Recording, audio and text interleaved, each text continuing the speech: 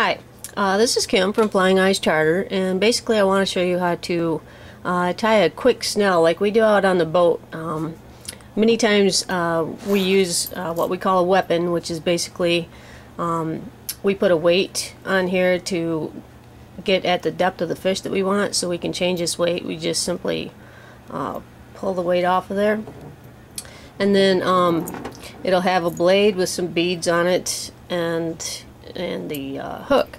So a lot of times the line will fray where the clevis is at. I'm going to show you an example of that. And right here you can see if I bend the line, it just kinks. So this line is about ready to bust. So the worst thing you can have happen is have the fish of a lifetime on and have your line bust. Not only do you lose the fish, but you lose your equipment that goes along with it. Or you buy your favorite weapon and you want to keep it around for a while. So what I'm going to do is just basically go to where it is frayed, and I'm just going to cut it. And the way we tie these, it makes it real easy to undo them. So I'm going to just try to close up in here. I'm just going to push this line through and then unravel it. As I unravel it, I'm back down to my hook. And what I like to use is a good 30-pound test that's narrow, or a 25-pound test. I like the Seaguar leader material because it seems to be the strongest, that lasts the best. And what I am going to do is take the line.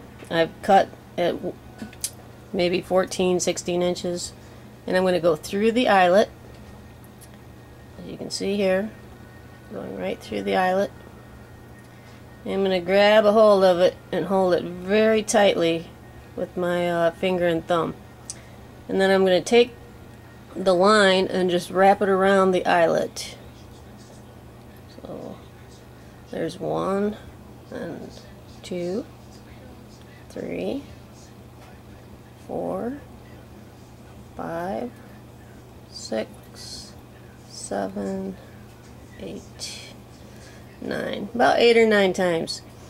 And then I'm going to hold on to that where that has ended. I'm going to grab the other end of the line, and I'm going to come back up through the eyelet and the hook.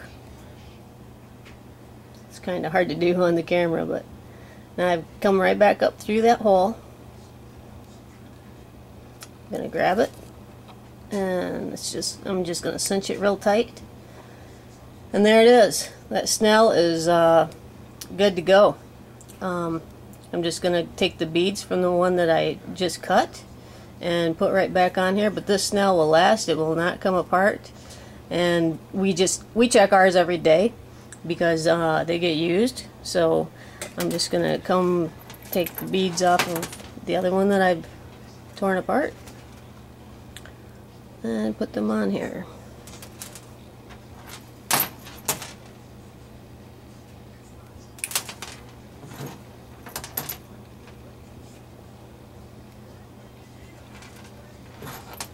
You can use different colors of beads, different shapes of beads. This one has some different shapes, different sizes, but all the same color. This little bead here is a metal bead that we put on before the clevis, just to allows the clevis to spin a little bit easier.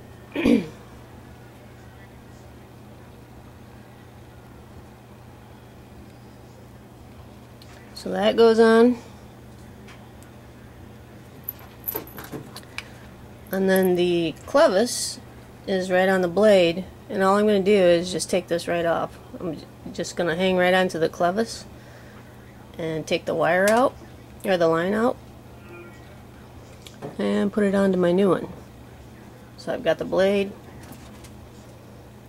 with the clevis already on it. You want to make sure that the blade is pointing down. So we're just going to put that on. You want to make sure your line goes through both holes on the clevis. So there we have a new weapon. Now this end, the other end which holds the sinker, I'm going to take and cut the little bead off of there on the old one. So now I have my new snell with my blade on it, my beads, going all the way to the other end of the line. I'm going to put this bead on here. Basically all this bead does is stop the sinker from going farther down the line. So I'm only going to pull that through a little ways and tie just a simple knot. So I've got it just right in there, and I'm just going to loop it and tie a simple knot right there.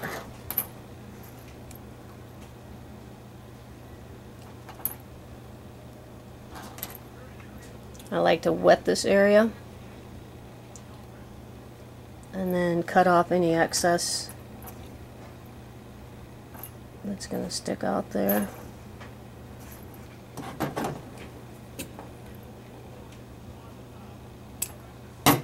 And there I have my brand new weapon, all ready for a sinker to be put on it. Sinker goes on here.